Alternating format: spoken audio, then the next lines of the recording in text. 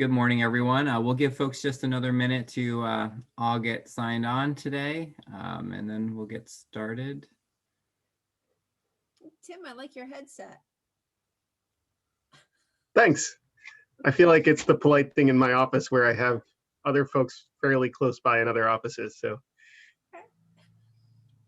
they're a little bulky though. Well, yeah, I just meant because they were so big. Very hip, man. Very hip. Morning.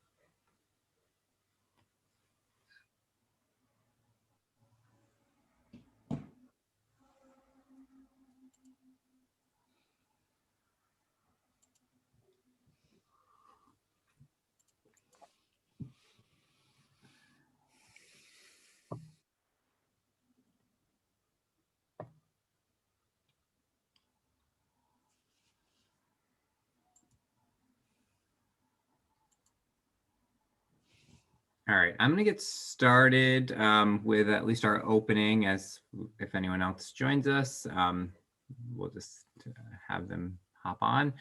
So welcome, everyone. I just want to mention that this is the February 18th, 2021 meeting of the Kingston Local Development Corporation. We are recording this meeting, and this meeting will be posted on the City of Kingston's webpage, as well as linked to the agenda again, posted also on our webpage. We are going to officially call this meeting to order, and I will go over attendance, and I think I can see everybody here. And again, if there's anyone that I missed because you're a caller, just let us know so Mandy can have that for the record. So I am seeing at this point Hayes Clement, Andy Turco Levin, James Demos, our brand new member who we'll introduce in just a minute, Joe Mcdole, Miles is here, Pat is here, Paul is here, BA is here, Glenn is here, and that's all that I see. But if there's anyone on the phone, you can unmute yourself and just let us know that you're here, if you're a board member. If not, we will just keep trucking along here. So thank you all for joining us on this wonderful Thursday morning. We have a couple of items today on our agenda. First, I wanted to just start at the top of the meeting with a new board member that we've been able to bring on since Brad's departure from the board last month. And so I wanted to just introduce Joe Mcdole. Joe is a business owner here in Kingston. And Joe, I don't know if you want to just unmute yourself and do a quick introduction to the rest of the board so they can get to know you a little bit, in case some board members don't know you, and then maybe we could just go around and do some quick introductions. Sure. My name is Joseph Mcdole Jr. Been a resident of Kingston going on approximately 30 years now. Do a lot in the community with the also commissioner board member of the Housing Authority, Kingston Housing Authority. Also the Recreation Commission board as well. currently own a business in Kingston as well. Been doing that for over 17 years now. Me, myself, I'm just a family-oriented person. I like to do stuff in the community, help the community out. And I believe in doing things the right way.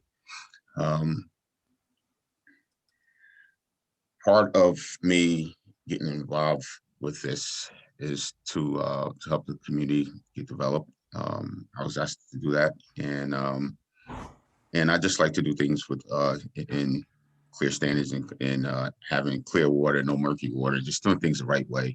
And that's one of the reasons I actually accepted to join this board. And I definitely appreciate it. And there's some things I need to learn, and I would like to know more about as we continue going throughout this meeting. And then afterwards, I would like to ask some questions also. But thank you. I appreciate the invite and having me on this team. I am a team player, 100% team player, but there's no I in team as we, and I like just do things the right way and work together as a strong team so we could help the community build and be successful in whatever that we do. Thank you. Thanks, Joe. I appreciate that. And I don't know if there's any board members that may not know Joe that want to just introduce themselves. I think that would be fine if we wanted to spend a moment doing that. Well, I do know Joe, and I'm not sure if he can see. I don't think he can see us. So welcome, Joe. This is Pat Courtney Strong. Oh, hi, Pat. How are you? How you doing? Good. It's great to have you. You too. Hi, Joe. I'm Andy Levin, and welcome to the KLDC.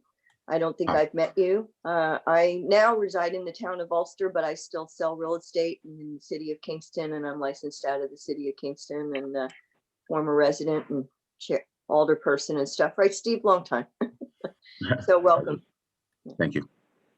Joe, I'm Hayes Clement. I think we've met a couple of times, but welcome to the board. I'm a real estate broker and live. Hi, Ace. Hi, Joe. I'm Glenn Fitzgerald. Am I coming through? Yep. Okay. The signal got dumped here a few minutes ago. Joe, I'm Glenn. I've been on the board quite a while. I'm retired, live in Kingston, and look forward to meeting you. I don't know you, but I do look forward to meeting you. So I wish you well. Thanks. Thank you. It's a pleasure. Hey, Joe, I'm Miles, new to the board. I own Lunch Nightly in town, but it's good to have you and look forward to meeting in person sometime. Yep. Thanks, Miles.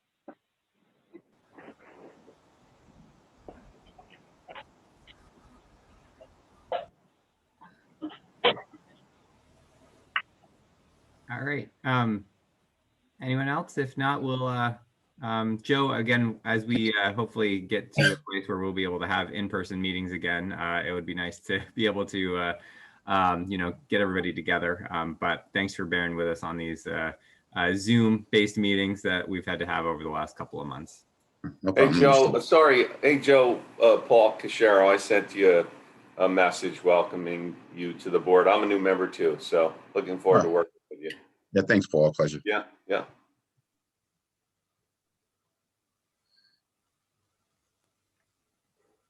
All right.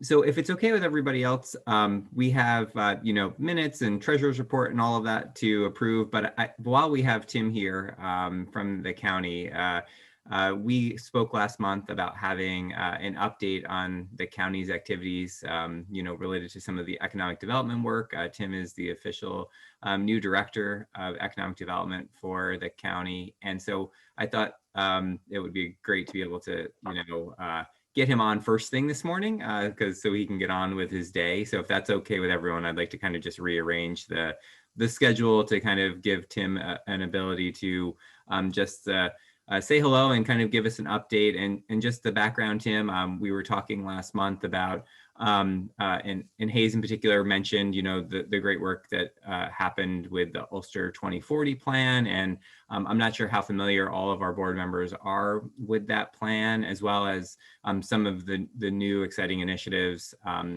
out there on Enterprise Drive. And so if you wouldn't mind, talking about some of that work, and then if it's okay, we could see if any board members have any questions for you.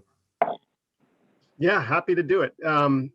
I have a couple slides. I'll be quick with them, but they may help just to drive home some of the points, and including providing some links so that if anybody wants to jot them down or go visit our website to get some of the documents. Mandy, is it possible to share presentation?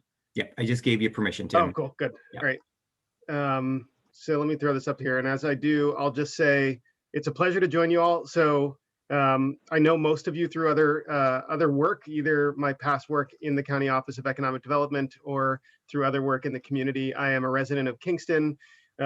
We actually recently sold our house in the Rondout, living in Midtown right now, but are eager to stick around in Kingston, so we'll be around.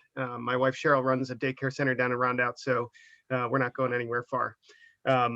I have been working with the Office of Economic Development for about 5 years. I started working here deliberately as I saw the county trying to do some really interesting stuff with economic development. This was kind of obviously pre-COVID and in a time period where I think we were really recognizing the importance of out-migrants from New York City to our economy throughout the county. That's obviously been true, especially in Kingston, for probably ever. But it's something that I think it was really interesting work we were doing to really deliberately try to attract the kinds of businesses that could help our economy grow by reaching out to those businesses in the city. We had this red carpet tour that I remember is one of my first experiences, where we brought some businesses up and kind of showed them Ulster County for a day. And I think it was an exciting shift in the way that we had been thinking about our economic development work. So that's a little bit of my background. In the last 6 months, as COVID has kind of shaken up everything in the county, we've all been wearing lots of hats. We've also had several retirements, and our tourism director, Rick Remsnyder, retired, and Lisa Berger, who had been heading up our economic development department, who actually started in tourism, moved back into that position. So anyhow, I'm here. I have been working for the last year on a document that the mayor referred to. It's called Ulster 2040, and the slide kind of emphasizes some of the key points. That this is an update to our economic development strategy. Some of you may recall a report and project from about 12, 13 years ago called Ulster Tomorrow, and that was really the last time that we revisited our countywide economic development strategy. And so a lot has changed since then. I won't bore you with all the other slides, but they really set up the argument that really justifies this report, which is that over the course of the 10 years prior to the pandemic, we saw unprecedented economic growth nationally, and it also translated regionally into the lowest unemployment rates we had seen in decades. But yet we still found that families and households throughout the county were struggling to make ends meet. We had declining population, especially in the 18 to 34-year-old cohort, which is so crucial to a region's economy and to its communities. And so there were underlying struggles that we seem to have not quite figured out how to grow and develop our economy in ways that address those. And so our attempt in this report is to try to rethink some of those core principles of how we do economic development locally, and ultimately ended up with a refocusing on people as the engine of our economy. Our people, our residents, and our businesses are really activities of our people and residents. So we think that it's important to recognize that what we're really trying to do here is help people improve their quality of life, have people give people access to opportunity. So, there's a lot there. And I think those of you that are kind of familiar with the economic development world know that we've traditionally measured most of our success in the very simple measure of job creation. That's kind of underlying almost everything that we do. And I know Mandy probably deals with that through the KLDC. And I know, Steve, you're familiar with that through the work that you do in the city, things like CDBG, community development block grants that are often used for economic development. All of that funding is tied to job creation. And so our attempt in this report is to start the process of rethinking that definition of success, that it can't just be jobs.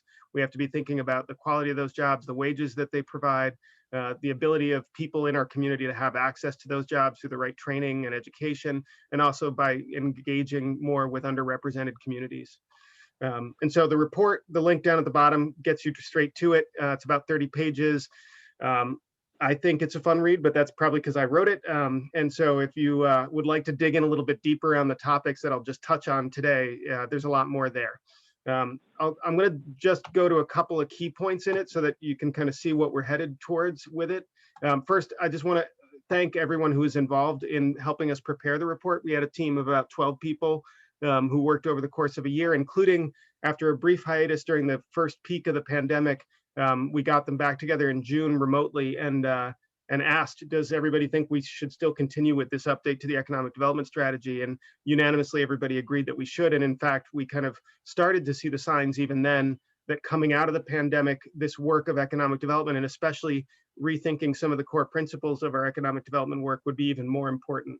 I think everyone's probably seen lately a lot of economists pointing towards the challenge of a K-shaped recovery, where folks who had access to resources, folks who were higher earners, communities that were wealthier communities, are likely to recover more quickly than communities that are rural, than people who are low wage earners. And so, I think that really just reemphasizes some of the core points that our system of economic development needs to shift to try to bring everybody along. So out of the report, this is kind of the key theme that I'll touch on a little bit, and happy to answer questions and go in more detail. Ulster Tomorrow started the process back in 2007, I guess, is when that report came out, started the process of thinking about economic development as with cluster-based strategies. So looking at the industries and the kind of clusters of industries that we have a natural strength in here in Ulster County, and then emphasizing our work to try to prioritize those clusters and grow those clusters. So in this report, we revisited that work from 2007. There was some intermediary work that we had Fairweather Consulting do back in 2015 to update some of that. But then this represents our newest picture of where our priorities are in terms of the industries that we would like to grow and attract. So, and the point here is that these tie back to that people-centered economy approach, because they really emphasize not just our economic growth and traditional measures like job creation, but also in strengthening our community, making our community more resilient, and really trying to capture in our economic development priorities the values of our community, so that we can go farther with the work that we do, because it'll be based on things that our community feels are important. So the first one on the left, agriculture, food and beverage, everybody probably would expect that to be here. This is a traditional strength in Ulster County. Our emphasis, though, is on the value chain, all the way from the food that's grown in the fields in Ulster County, all the way through to the production of value-added products and food products and beverages, to the retailers, whether that's commercial grocers or restaurants or institutional buyers. And so really, I think the change here is to comprehensively think of it as a chain of value that we want to make sure that we are helping as a county to kind of make the steps along that chain easier for each of the industry partners that are in this vertical. The second, health, wellness, and care, was actually not in the first draft of the report, but as we went through the pandemic, realized that there's no way we can leave this out. Not only is it our largest employer as a private sector, at least employer, government and school districts and county and city government and town governments are probably our largest employer overall in the county. But second to that, we have healthcare providers as our largest employer. And obviously also coming out of the pandemic, this is takes on new importance in terms of our community's resilience and quality of life. And I think is a doubling down on commitments that the county has made over the years to really try to make Ulster County the healthiest county in New York State. But addressing that through a kind of more holistic lens, looking at healthcare as not just what a hospital does, but what we all do, and decisions that we make about land use, decisions that we make about how we eat, all of those things. So comprehensively thinking of it as health, wellness, and care. Climate and energy is maybe the newest cluster for us to identify as a priority. And it's really, kind of starting to percolate here in Ulster County in terms of a real cluster. But we see it as, again, really values aligned in the county. For a long time, we've been a climate leader. It's something that I think our legislator is very supportive of, and anybody who watched the county executive's State of the County address on Tuesday saw that was the focus of the state of the county, and there were several new initiatives pitched and branded under the county executive's Green New Deal that fall into this climate and energy cluster. And so we really see this as an opportunity for us to define ourselves as a place for businesses that want to help tackle climate challenges and help us to address our reliance on greenhouse gas emitting energy sources and try to reduce those. And then finally, the artists, makers, and creators cluster is a deliberate renaming of something that maybe in the past we would have called niche or specialized or advanced manufacturing. And it's deliberate to give it a slightly different name that emphasizes the creative aspects of it. Because I think what we've found over the years is that, you know, if there's a manufacturer that's looking around at where they want to either be or stay, they're not choosing Ulster County because it's an easy place and a cheap place to manufacture. They're choosing it because there's a culture here and a community here of creative, passionate makers. And whether that's people who are making physical goods, people who are making digital goods. And so we see this including artists and producers for film and television, digital designers, but also those traditional manufacturers of durable goods. And again, here, I think the common theme is that there's a kind of an existing cluster of folks that we hope to kind of knit together better and use that to strengthen our economy. And the final thing down at the bottom is maybe a slightly different kind of cluster that we identified, which really just emphasizes that economic development is often treated as a silo. We have a Department of Economic Development in the county, for instance, and so that kind of silos this work. But we have to recognize that our work is intimately related to a bunch of other county departments and a bunch of other agencies and players throughout our community that are really all about building better social and economic infrastructure. And so in this bucket, importantly, we're thinking critically about housing, transportation, childcare as three really important areas for us to focus our work to make sure that we have the workforce that our employers need and that we continue to maintain the quality of life that we have here while recognizing that we need to make sure that it's available to all our residents.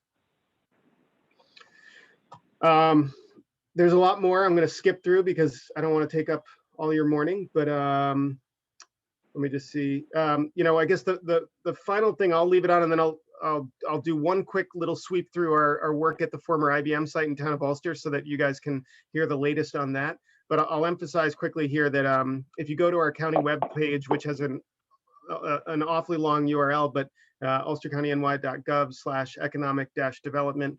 A bunch of this stuff is there. The Ulster 2040 report, as well as a survey that we're asking. We're kind of starting a roadshow process throughout the county to talk to business owners and to ask them which of these clusters really resonates with them, which they would like to be involved in. And we're pointing them to our website where we have that survey. So feel free to take it yourself. That'll build a list for us to communicate more about each of these clusters and the work that we're doing in each of them.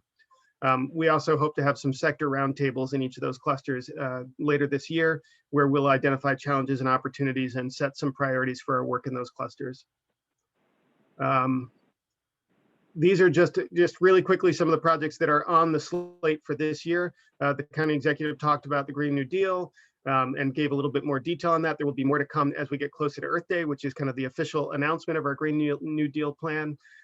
Healthcare as one of those clusters. We've been really engaged lately with our healthcare providers throughout the county who are struggling desperately, especially in the wake of the pandemic and the ongoing wake of the pandemic, to find employees to fill the positions that they need to fill. And so we're working with them and connecting them with our workforce development partners, Office of Economic Employment and Training, SUNY Ulster, BOCES, and other training and workforce partners to try to help make sure we can provide that pipeline of workers.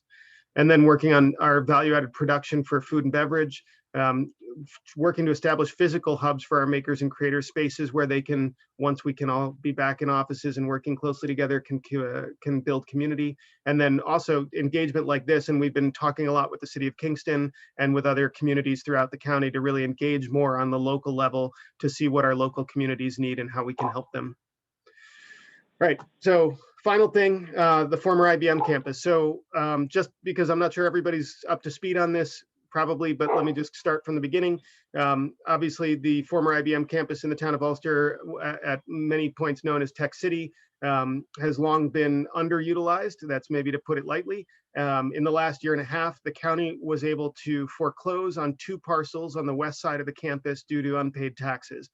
These are 2 parcels that, for a number of reasons, are easier to take as individual parcels than the stuff on the east side of the campus, which is all interconnected with utilities and complicated land structuring of the parcels. So these 2 were relatively simple to take. And maybe surprisingly to me at least, the buildings that are on them, which are the buildings that Bank of America operated their tax processing center out of, are in very good condition. Bank of America put a lot of money into those buildings when they were using them, and they were properly shut down when Bank of America left. So the condition of the buildings is pretty good.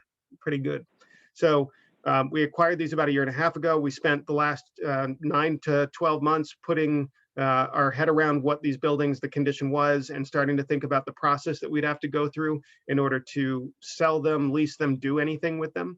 And so now we've really launched into the process of redeveloping this site.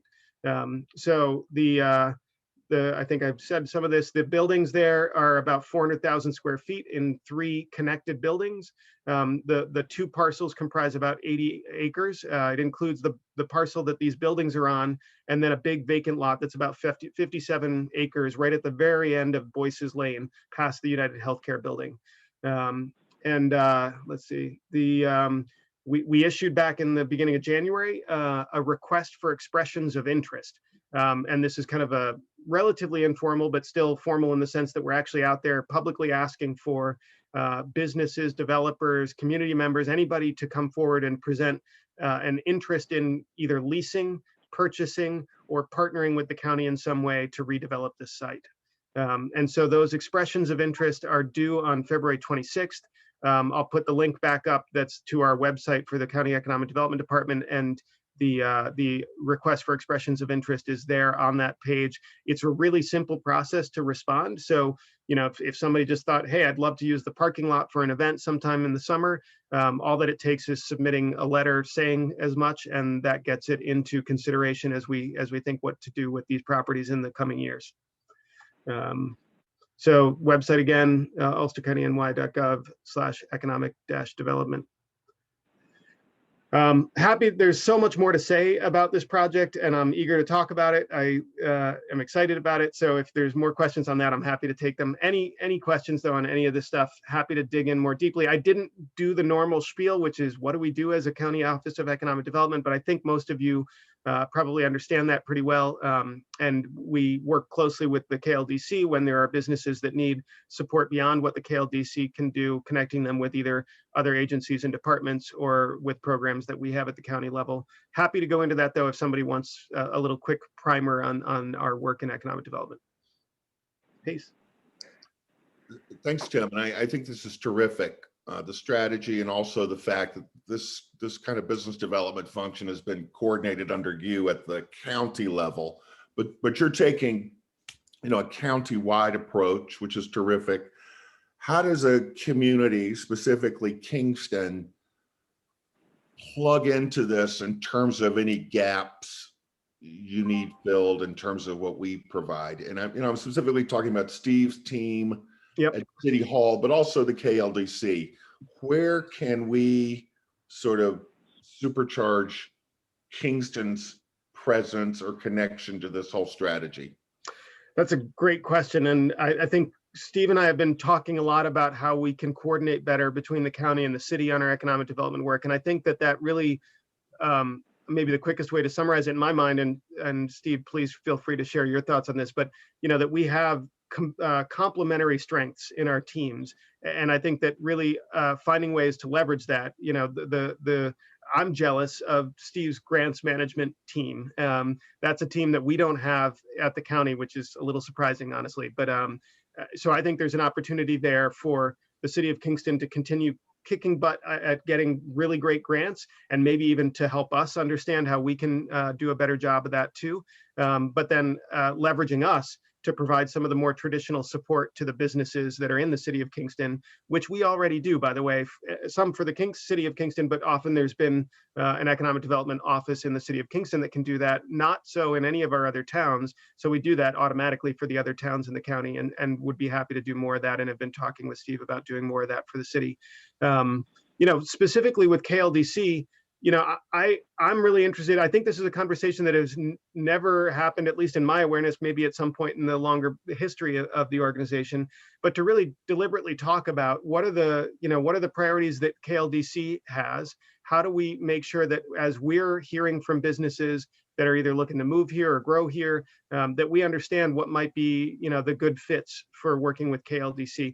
The thing that jumps to mind always for me is the Kingston Industrial Park, the business park, and thinking about that as often we're approached by either the state or by other partners that are helping to find a location for a business, and really want to make sure that we're thinking appropriately about what would be a good fit for the Kingston Business Park. It's a unique resource that I think is becoming more and more attractive over the years as interesting stuff happens around it. And so it would be really, really interesting to me to explore that further.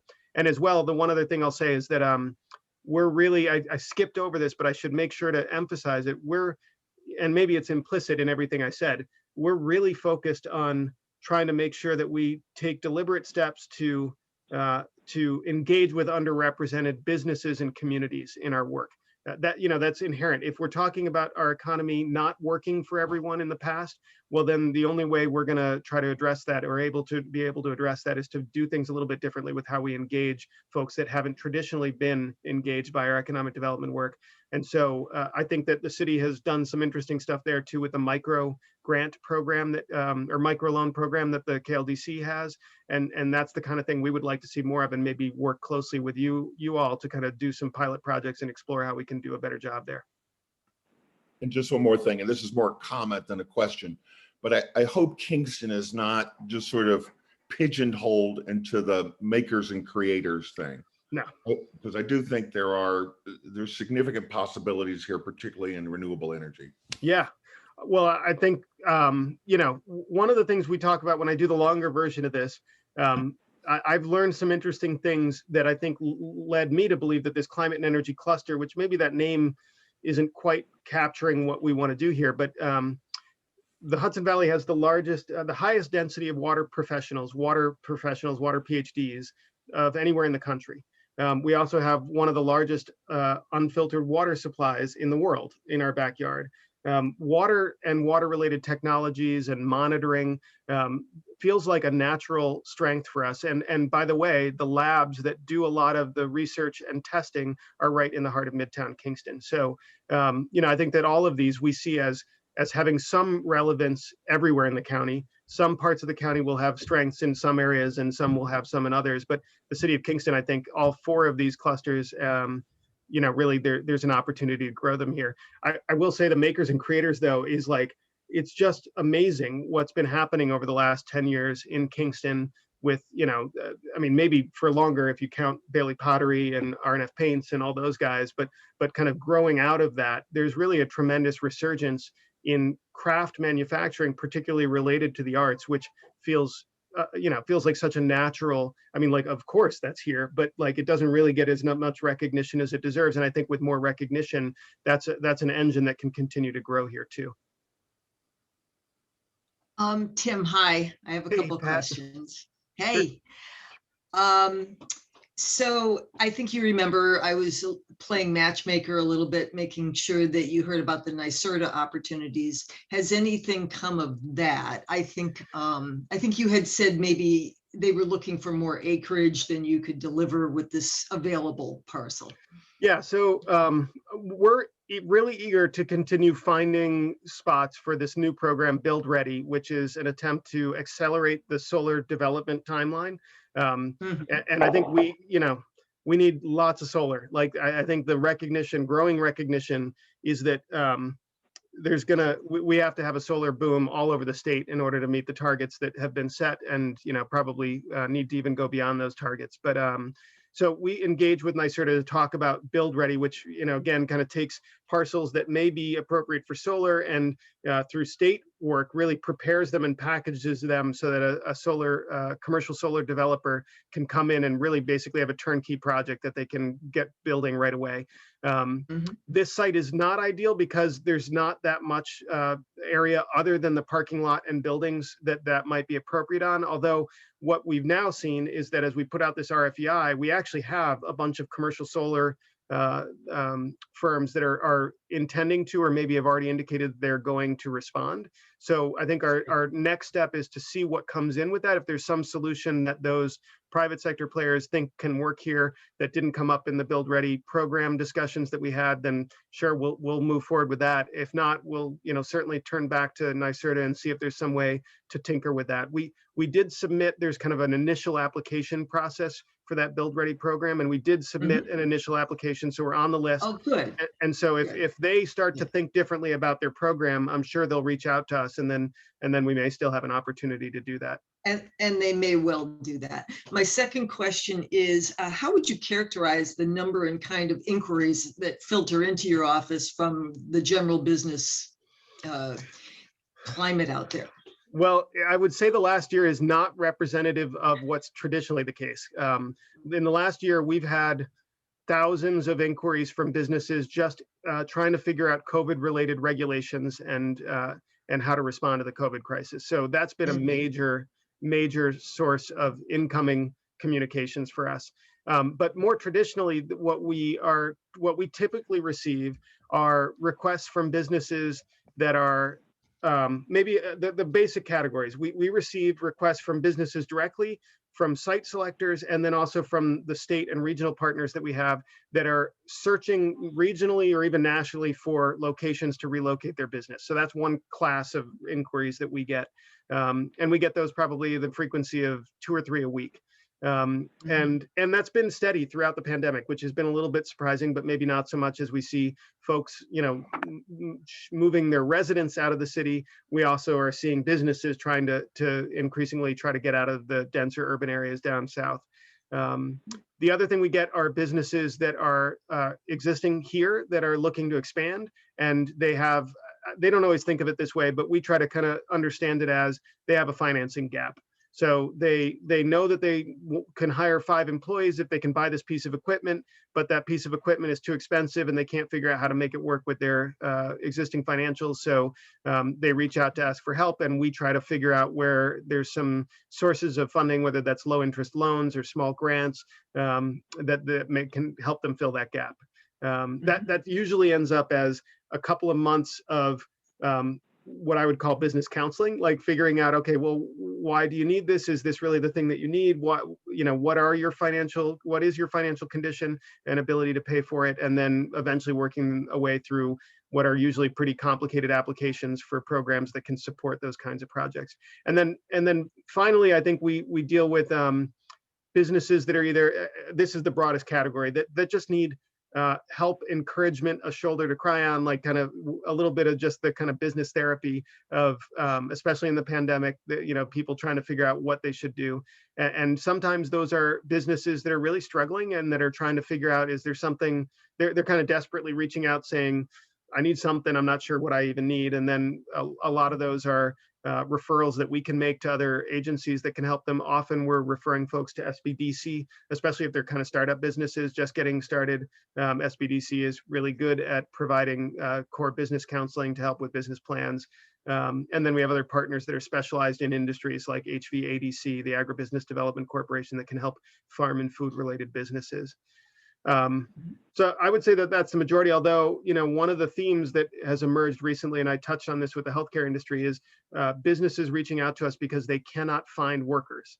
And I think that that's a complex issue that probably everyone here has heard some version of or knows personally. And I think it comes back to it's a deep issue, and it ties back to even issues that seem unrelated, like housing and wages. And so, I think we're increasingly finding ourselves in a position where we need to work with our Office of Employment and Training, which is our workforce office, but they're also very limited. They use federal dollars, so they have very strict restraints on what they can do. And so we're eager to kind of engage more with other partners to try to figure out how we address this workforce problem that some of our industries have, which is fascinating, especially as we see people, it's mass kind of rebalancing of industries right now as restaurant and hospitality are really struggling, and often those workers are either partially unemployed or fully unemployed and are looking for other occupations. And so, trying to figure out if there's ways to transition some of those workers into occupations in healthcare or manufacturing or construction. So yeah, anyhow, that's maybe a little long-winded, but that's the gist of what we get. Thank you. I do have another question, but I cede the floor. I don't want to take up all the time. I'll contact you offsides. Great. Paul, did you have your hand up?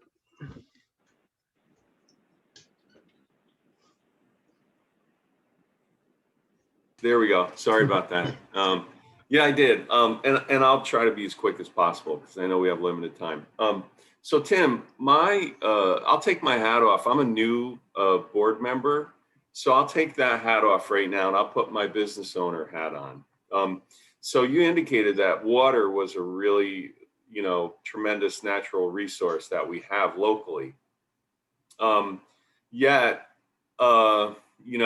the attempts to build a water bottling plant, fell on deaf ears, and we couldn't get a water bottling plant built, yet we have an abundance of water. And at the time, I have some friends that are very involved with Cornell Cooperative, and they're like, we have plenty of water, there's no water. Yet, that could have been a really good project, I think, not just from a job creation standpoint, but from a branding standpoint. Everybody knows Saratoga water, right? So we have this abundance of this resource, yet we couldn't get a project like that developed. Yeah. I mean, how do we streamline this so that we can bring development and jobs and creation? Hudson Landing tried to build housing on the river, but we couldn't get it done. And now we have a housing crisis. It seems to me that, so as a business owner, that's what concerns me the most is how can we get, reasonable and proper development done? And how can we take some of the barriers down so we can get stuff like this done? So, I mean, that's an incredibly good question. And there's, I think, probably at least 3 layers at which to respond. The first is that, I think the regulatory burdens that businesses face all throughout New York State are high. No one would doubt that. The cost of doing business is high. That's a factor that is largely out of our control at the county level. I don't want to pass the buck really, but I just want to acknowledge that that's something that is systemic and is based on lots of decisions at different levels. So I think we need to acknowledge that and then recognize that changing that it has to involve lots of players and often at the very local level in addition to the county and the state level. But I would say that part of what I think, and this is me going out on a limb a little bit and reflecting back on some of the stuff that the Ulster 2040 working group talked at length about, that that we have to always understand that our successes in economic development are going to be greatest when they align with the values of our community. And I think that it's easy to point at the Niagara bottling project now in hindsight and talk about it in ways that maybe weren't as clear and that wouldn't be possible during that kind of hard fight that happened there. But I think that what I would characterize it as is there's an abundance of water here, but it is recognized as a precious resource. And so anything that appears to be exploiting that precious resource, especially if it's not providing really, really, really good returns to the community, is, there's at least a group of people who are going to always reject that kind of thing. And I think there's something, I come to appreciate some part of that as trying to protect what's precious to us, but I also recognize that there's a limit to that. And if we do that too much, too often, we end up with these challenges like a housing crisis. And so I think that this is where, we've had a number of conversations with Scenic Hudson and with our conservation community here that I think recognizes maybe increasingly that conservation and development are flip sides of the same coin. That if we're going to conserve land, we also have to start talking about where can we build so that we can make sure that we can build stuff that we actually need, like housing. And I think that's I feel like that's the conversation we want to open up with this Ulster 2040 report, really addressing that head on, saying, look, sure, we have some amazing natural resources here in our county that provide that can't just be exploited for short-term gain because they provide important benefits, generations on end for our community, and tourism is just the simplest one to point to for our natural resources, but it's actually much more than that. Our water supply, for instance, is already probably our biggest export, if you think about it, in terms of the watershed for New York City and how much of that water is coming from Ulster County. And so I think this is the heart of the matter. And I think we need to have a frank conversation about how we balance these things. that's maybe skirting the answer, but I don't know what else to say than that.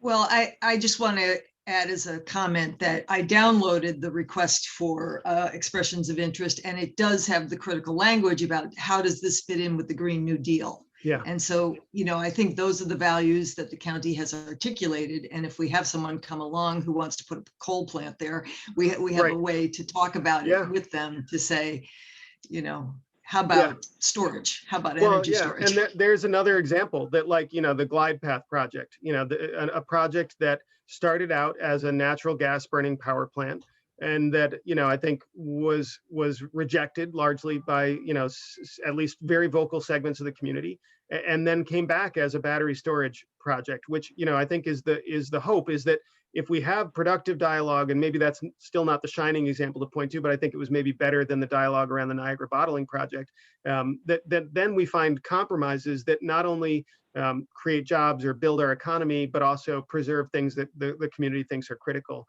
Again, I think this is the thing that I actually get excited about talking about these things, because I think there's more common ground than there is difference. It's just that we end up kind of polarized on these issues, and then approach them from that standpoint, and that's the worst case, honestly, because then then usually nothing gets done and people walk away feeling angry.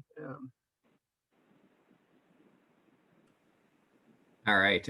So Tim, we're getting near the 45-minute time frame. I promised you it wouldn't be too much longer than that. And so I will just say that Tim, your office has been really great to be able to work with, and I know that I look forward to a deeper relationship that we know that we have planned for us between the city of Kingston and the county of Ulster. And so I'm looking forward to that. I think that that's going to benefit both our city residents as well as the mission of the Kingston Local Development Corporation. And so I think that a closer relationship is really it's a win-win for everyone, and all of our taxpayers and all of our residents. And so thank you. And I will also say that your office is incredibly responsive, and so I would definitely encourage any board members that if there are other as business owners yourselves, if you do have questions, concerns, and want to take these conversations further, Tim and his team have been really great at working with Mandy and I. Every time we've ever sent someone over to the office, they've really been able to get the assistance that they needed. So I would just encourage folks to do that, and just to spread the word about the 2040 plan and how greatly I think it aligns with the work that we have planned here in the city of Kingston. So I think that it's a great plan, not only for the county, but also for our jurisdiction as well. And again, so we don't have to reinvent the wheel and have our own separate plan. It's good for us to be able to work together on this. So unless there's any other burning questions, I want to just thank you, Tim, for your time today, and for helping to educate us about some of the work that's happening, and maybe we can have you back again in the future. I was just going to say, I'm happy to come back periodically, update you, answer questions. My email address is now on my little box here on the screen. So if you want to reach out, feel free. All right. Thanks, Tim. Thank you, Tim. Thank you all. All right. So what we're going to do is kind of go back to our agenda, and we can, if it's okay with everybody, we can approve the minutes from our last meeting. And so those are posted on our City of Kingston webpage on the agenda here, as well as on our YouTube channel. We post the videos up there, I believe. The link is right there on our agenda. And so do I have a motion to approve last month's minutes? Hayes, thank you. Do I have a second? BA, all right. All in favor? Aye. Any opposed? All right, not hearing any. Okay, thank you. And then next, I think we're going to throw it to Mandy and BA for any updates from the Treasury. Actually, I'll take that. I don't have a massive report. BA is actually on vacation. I can tell you that in our accounts, we have about $2.9 million. Of that, about $745,000 is in a separate account that is to pay our 108 loans to HUD. Everybody is paying accordingly. I am currently working on our 2020 audit with the auditors. It got a late start. Paperwork got, I'm going to say, probably lost in the mail. I had to reach out to them to see where we were. We should have everything ready in time for the meeting in March because we have to have everything uploaded to the ABO by the end of the month. And that's pretty much all I have for the finance end. Perfect. That's good. Everyone's continuing to pay all of their loans, even during this pandemic, which I think is a testament to how, you know, the work that we've done to, you know, build these relationships with these local businesses and the support that we've provided to them. So it's good news. And I think at this point, we didn't have any updates from our council. And so George isn't here. But Mandy, is there anything that George wanted us to share with anyone? No, he just said that in respect to the accounts that he's handling, he doesn't have any updates at this moment. And he figured that having, you know, Tim on the agenda would use a little bit of time. So he figured there wasn't any reason for him to show. But if we have any questions or anything, we can just reach out to him and ask. That's it. Great. And I think the only other thing that I had for us today is to just continue to consider, as we have talked and have seen, there may be opportunities for the KLDC to get more involved in local development with potential, you know, disposition of property. And as we potentially get to that place, we would like to at least have a conversation with either George as our attorney or bring on additional attorneys. I know I mentioned briefly last time that we are looking, you know, potentially to have an attorney that has more experience in the areas of, you know, property disposition, acquisition. And so if anyone has any, you know, ideas on attorneys, I definitely, Mandy is accepting all ideas at this point. And again, we will have a conversation with George as well, but we'd like to be able to at least provide a couple of opportunities to the board in terms of, you know, having a meet and greet and determining, you know, if there is further guidance that the KLDC needs in the coming months ahead related to any land acquisition or disposition. You know, we'd like to do some of that homework in advance to at least identify the firm or legal services that we would like to bring on if those things come our direction. And so that's what I would just add. I don't, you know, we do have a budget for legal services already set, but we really, I think it would be great if as a board, we could meet with a couple of attorneys before making a decision on who, maybe at a future meeting. So any ideas would be great. Pat. Thank you. That is great that we're going to pursue that. Of course, the New York State Conference of Mayors has legal services. So that's what came to my mind, or I don't know about a services department, but they certainly have an attorney and staff. I'd just like to know, I'm not a parliamentarian, so I don't know quite how to do this, but the other concern, of course, that board members have raised in recent days is insurance. And so if you could just outline the procedure by which we can discuss the communication from BA Feeney and related communications that have circulated. Yeah, I mean, I think that if there is, as BA raised, he was interested in determining what type of insurance the board has or doesn't have. My understanding is that just like any other nonprofit organization, you know, we carry traditional liability insurance as well as directors and officers insurance. And it seems that though, as based on our kind of our, you know, revenue and expenses, you know, we have the type of limits that we are most likely able to get.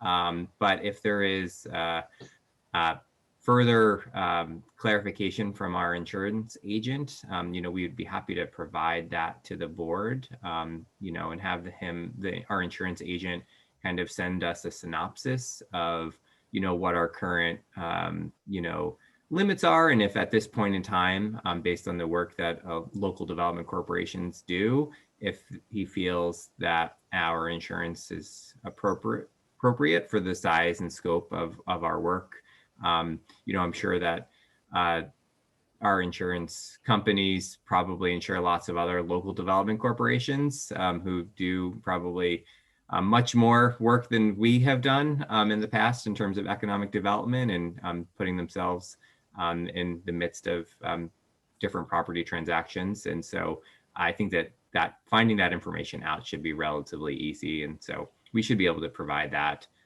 for next month's meeting.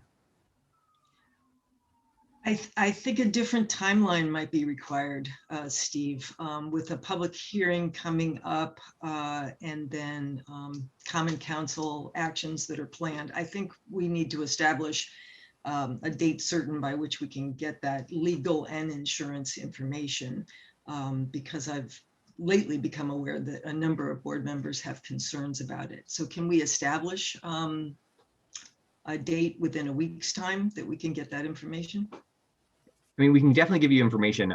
We just couldn't act, to raise insurance or pay more for insurance because it's not in the budget currently. So we would need a vote of the board if we wanted to make any financial changes to our insurance. And that's why I suggested it would have to be at a future meeting. If we feel as though we need a special meeting to address it, we could, but we could definitely provide, we can ask our insurance agency to provide us a synopsis as soon as they can. And we'll, of course, send it out to the board so that everyone can see it.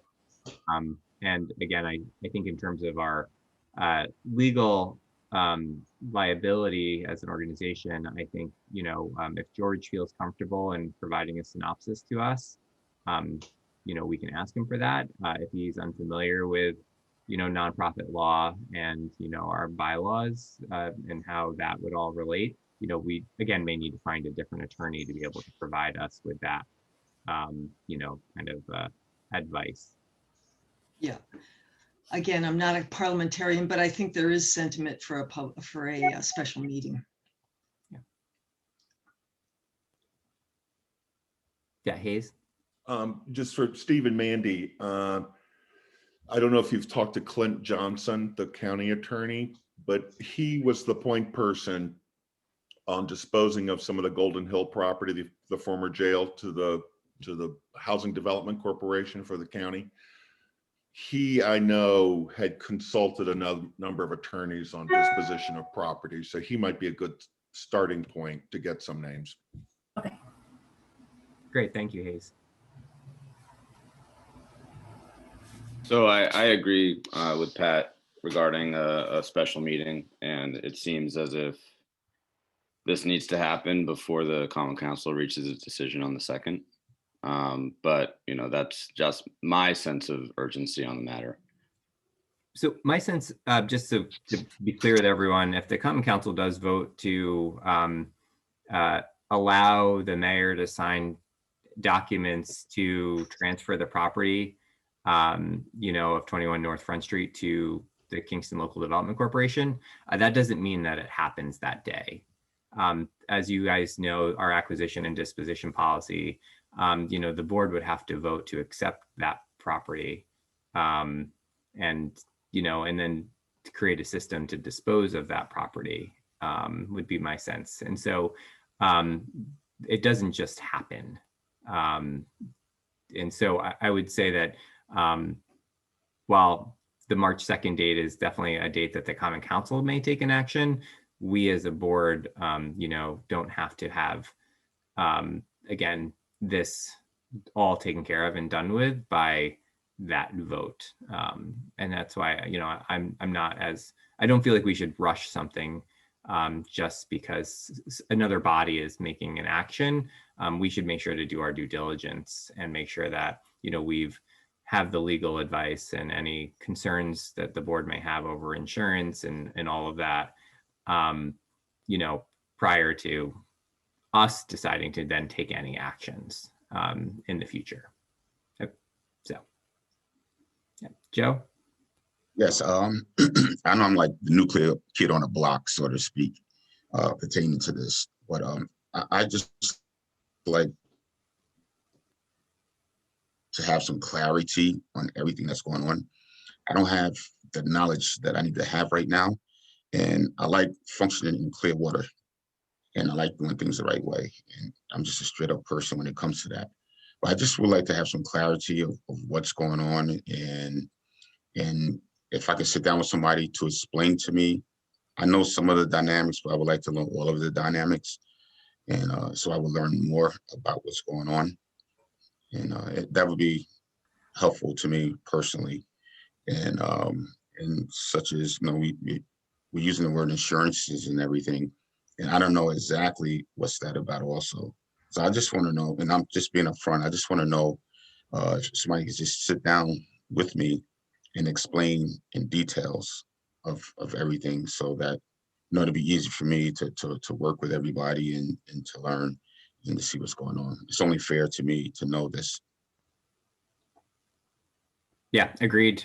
You're at day one of your involvement here with the KLDC, and so we will definitely find some time between Mandy and myself to chat with you about everything that's related to the KLDC that we do, everything from the business park to and again, I'd offer that to any of the other new board members that we also just brought on last month. And so, Joe, you're not alone in being new to this. Both Paul and Jimmy are also only 1 month in to the KLDC. And so we have, there's new folks here. And so I think that if there's an opportunity for us to kind of get caught up on the history of, what's being discussed now, I'm happy to do that. But again, I think currently, this conversation is, related to the potential that the KLDC may, be a part of the disposition of a city-owned property at 21 North Front Street,